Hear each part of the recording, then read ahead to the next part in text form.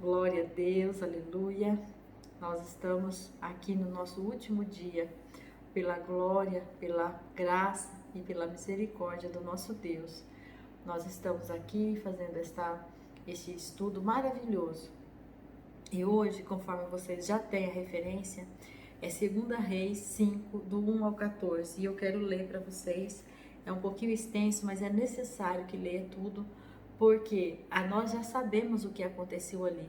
Mas eu quero passar assim numa reflexão que nós vamos melhorar o nosso entendimento acerca daquilo que nós estamos precisando aprender aqui nesse nosso estudo.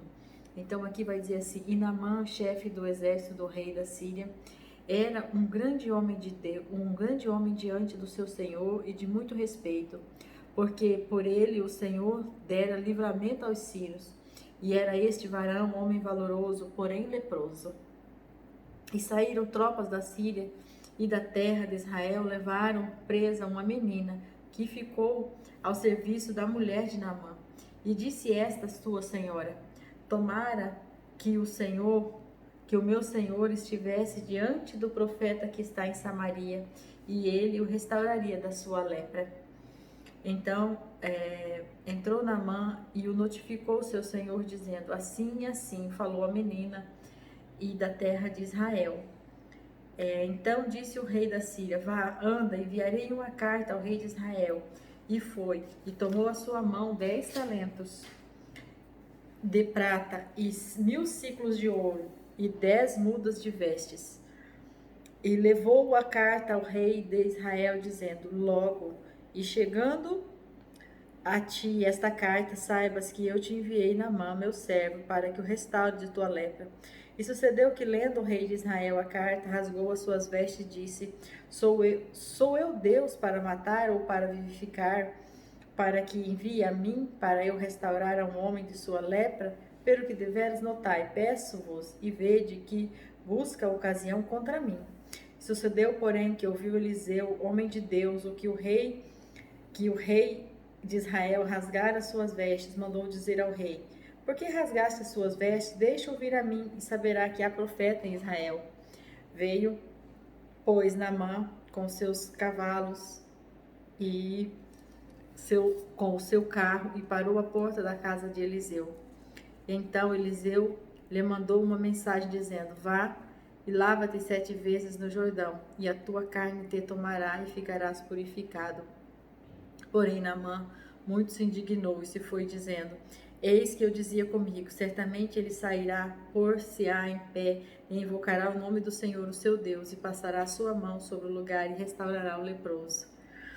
Não são porventura Abana e Farpar, rios de Damasco, melhores do que todas as águas de Israel? Não me permitiria eu lavar neles e ficar purificado? E voltou-se e se foi com indignação. Então chegaram-se a eles os seus servos e lhe falaram e disseram: meu pai, se o profeta te disser alguma grande coisa, porventura não farias? Quanto mais dizendo-te ele: lava-te e ficarás purificado. Então desceu e mergulhou 7 vezes, conforme a palavra do homem de Deus, e na sua carne tornou como a carne de um menino, e ficou purificado. Glórias a Deus. Eu quero aqui com esta palavra finalizar esse nosso propósito, esse nosso estudo, louvando a Deus por tudo o que Ele fez, por tudo o que Ele fará. E eu quero assim, de verdade, do meu coração, dizer para vocês: grandes coisas fez o Senhor na minha casa, grandes coisas tem feito o Senhor na sua casa pela fé. Eu vejo isso, que quem levou a sério, que quem estudou, teve a vida transformada e vai colher muitos frutos disso. Eu tenho certeza, porque o Senhor Deus não falha. O Senhor Deus é um Deus de promessa. O Senhor Deus é um Deus que restaura, um Deus que cura, um Deus que sara, um Deus que transforma. E aqui, nesse dia de hoje, a pergunta é: quais são as minhas expectativas acerca das respostas que eu preciso? Sabe, este Naamã, ele quase que perdeu a bênção dele por causa da expectativa que ele tinha. Veja que sério que é isso, gente. É incrível, porque assim, ele estava ali naquela necessidade de ser curado. Ele estava ali, né, sofrendo, com certeza, escondendo essa lepra debaixo daquela roupa que ele usava do exército. E aquela menina dá aquela ideia e ele acata porque ele estava desesperado. Mas lembra que no nossos estudos nós falamos que você tem que focar na pessoa certa, naquela pessoa que pode responder? Olha o que ele fez. Aí nós vamos acompanhando aqui, ó. Ele vai e fala para o rei. Tudo bem ele falar para o rei de primeiro momento, porque ele precisava de autorização para sair da cidade, já que ele era, né, um general da parte do, né, um chefe de exército daquele rei. Mas aí ele fala para o rei e o rei dá carta para ele ir falar com outro rei. Mas veja bem, quando a menina falou lá no versículo 3, ela vai dizer assim: tomara que o meu senhor estivesse diante do profeta. Não falou diante do rei. Ela já deu a referência, mas aí ele foi e o rei deu carta para ele levar para o rei.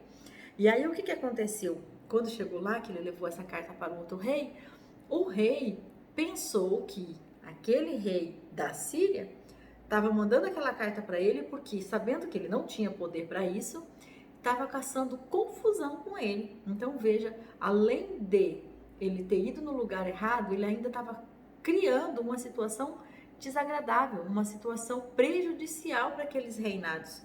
E aí o que acontece? Mas Eliseu, já sabendo de tudo, porque Eliseu era homem de Deus e tinha a resposta de Deus e entendia os planos de Deus, mandou recado para o rei: rei, manda ele vir aqui, vamos resolver essa situação, porque há Deus em Israel que pode sarar esse homem. E aí o que acontece? Quando chega diante na frente da casa do profeta, o que acontece? Olha ali o que vai dizer no 9. Veio, pois, Naamã com os seus carros, com seus cavalos e com seu carro, e parou à porta da casa de Eliseu. E Eliseu mandou uma mensagem.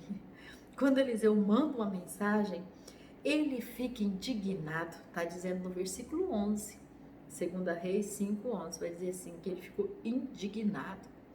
E dizia ele, ele tinha toda uma ideia na cabeça, ele veio imaginando uma cena, sabe, veio imaginando, sabe quando a gente ora e fica pensando como que Deus vai fazer, e a gente fala assim, porque Deus vai fazer assim, vai fazer assim, vai fazer assim, vai abrir aquela porta, vai abrir aquela outra, ou Deus vai restaurar meu filho, meu marido, ou Deus vai...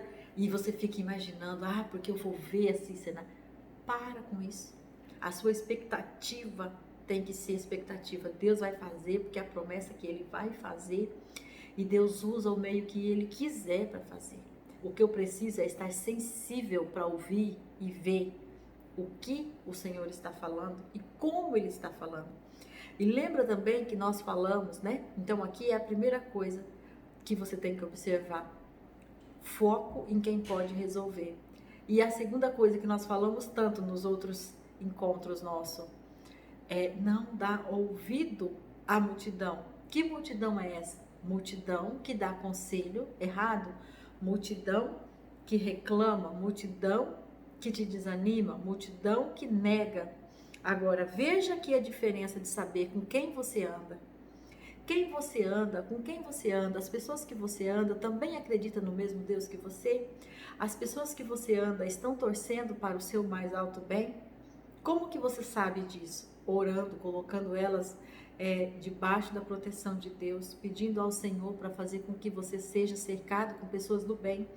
Como o Senhor fala lá no Salmo 1, que fala que bem-aventurado é o homem que não se assenta na roda dos escarnecedores e nem se detém no conselho dos ímpios. Então, o que é o conselho do ímpio? Conselho que sai contrário ao projeto de Deus. Mas Naamã não, ele estava junto com pessoas que gostavam verdadeiramente dele.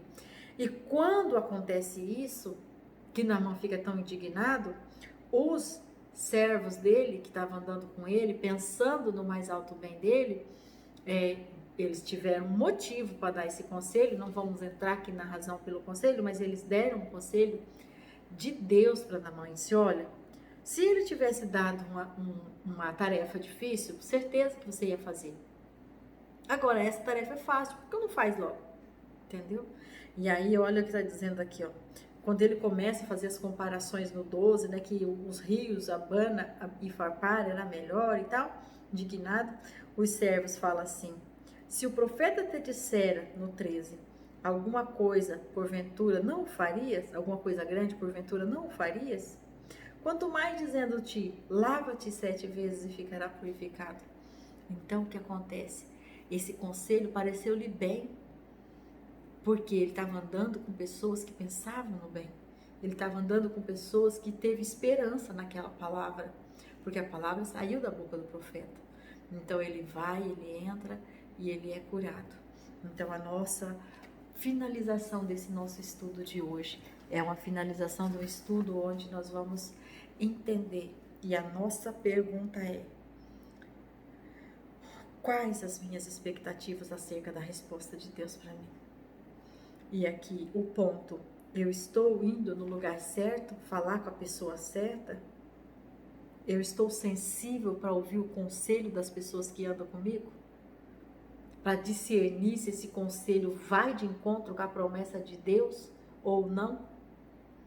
Essa é a finalização desse nosso estudo. E eu quero orar para dizer ao Senhor muito obrigado, porque o Senhor abriu os nossos olhos acerca de muitas coisas que nós precisamos aprender para viver e para honrar o Teu nome, que é o nosso Pai, o nosso Criador, aquele a qual nos ama primeiro, nos amou antes que nós tivéssemos entendimento para Te servir. Agora, Senhor, pega na nossa mão e nos conduz com entendimento naquilo que nós precisamos fazer para a glória do Teu nome. Amém.